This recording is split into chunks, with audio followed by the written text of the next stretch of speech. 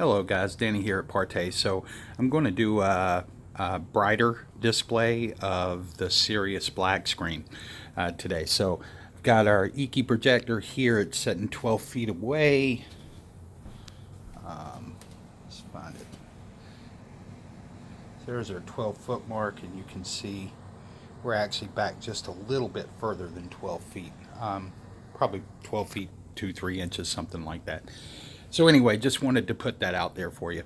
But today's an overcast day, so usually it'd be much, much brighter in this room. But this has worked out great for today because what I want to do is give you an example of how it would look in a bright room with natural light. Now, I just did a test on the screen right before I started videoing this. You can see it's 127 lux, so roughly 130 lux, and it's kind of vacillated. It went back and forth. It got up to a little over 220 just a few minutes before that, and that's because some of the clouds broke and it got a little brighter in here. But what I want to specifically talk about is, let's take a room like this. Now this room is essentially 20, I forget exactly, it's about 20 feet total by 16 feet across. But let's take a 15 by 15 room. This light here, if you had center light that had 5, and I'm just going to go to the high end, that had 5 800 lumen bulbs in it, okay, which are pretty bright bulbs. But if you had 5 of those here, that's 4,000 lumens of light. Now keep in mind, that'd be like having a projector that shoots its light omnidirectionally across the room. It's going to be very bright, 4,000 lumens. So if you had that, that puts about 101 lux on the screen, okay? If you were to add to it a couple of recessed lighting, and let's say you had 400 lumen bulbs up here, where it would hit the screen due to distance and due to its beam angle, you're only going to get anywhere from 20 to 35 lux added to the screen. Now at the high point up here, you might get a little brightness, but then you'll notice, you'll always see it, it just kind of washes down the screen, right? So that gets you at about a little over 130 total lux on the surface. Now that's a lot of light in a room, and keep in mind, you could have 1, 2, 3, 4 across the top, but each one stands on its own. So if they're real close together, you could get a buildup of light, but most of the time they're a few feet apart. So you would have essentially 35 lux added here, 35 lux added here at the high end, right, across. So you'd get a total of about 130 lux through here, okay? And then it's going to dissipate as you move down the screen.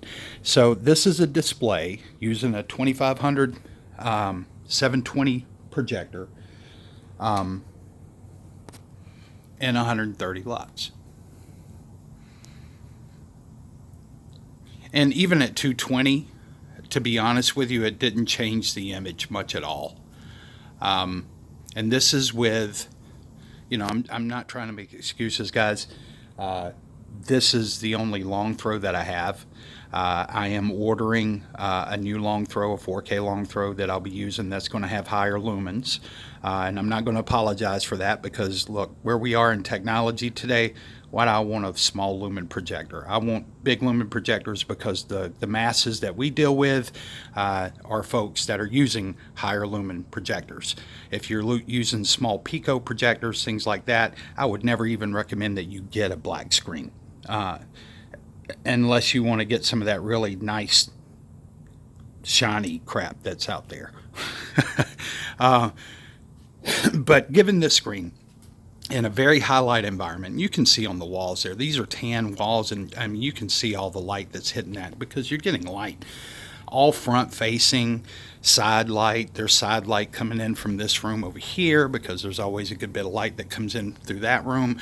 So this is a very high light environment overall, and this is what a black screen can do from 12 feet away, which is where most of the folks that we know that have installed, generally they put their projector anywhere from 10.5 to 12 feet away. So this is what you would expect in high daylight. Now you can move your projector. If you've got a short throw or an ultra short throw, your results are going to be even better according to certain light parameters. And what I mean by that is that if you once you start getting up into higher light environments, your ultra short throws are going to, the performance is going to degrade, because once again you don't get the reflective back to the eye.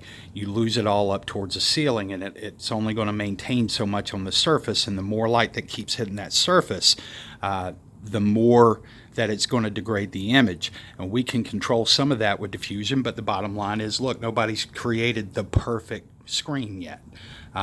No one. So, you know, we face those challenges just like those high-end companies face those challenges. But you can tell, even in a very high-light environment here, this black screen produces excellent results. If I had a brighter projector, actually, even in this projector, what I was going to say when I said I'm not making excuses, but the bulb in this thing's about shot. It's about $70 for a replacement bulb, and quite frankly, I'm not going to spend the $70 on this whenever I'm just going to go ahead and get a new projector. So it's what I have right now, but I just wanted to give you an example of what you could expect and better whenever you look at screens like this. So hopefully this helps you guys. If you have any questions related to any of the information or the data details that I put out there, more than happy to discuss those with you guys. I'm going to give you something that's a little more on the bright side so that you can see real quick here before we go what it looks like with something on the brighter side.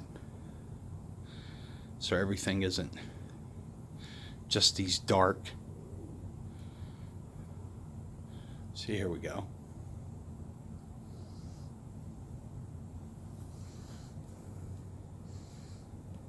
And these are daylight images, guys. This is not just a couple of little lamps over to the side. I mean, this is higher light than most folks are going to have on their walls in their nighttime environments with lights on.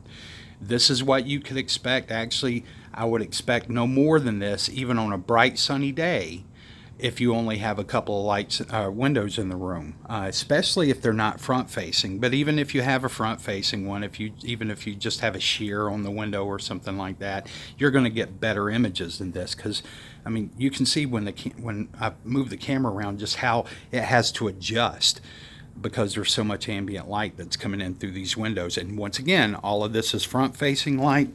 It's light that's actually bouncing off of the tables, off of the seals, off everything, and it all cascades over there. You can look at the curtains and see just how bright the curtains are at the bulge points.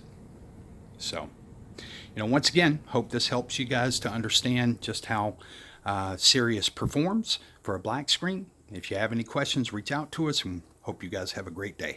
Bye.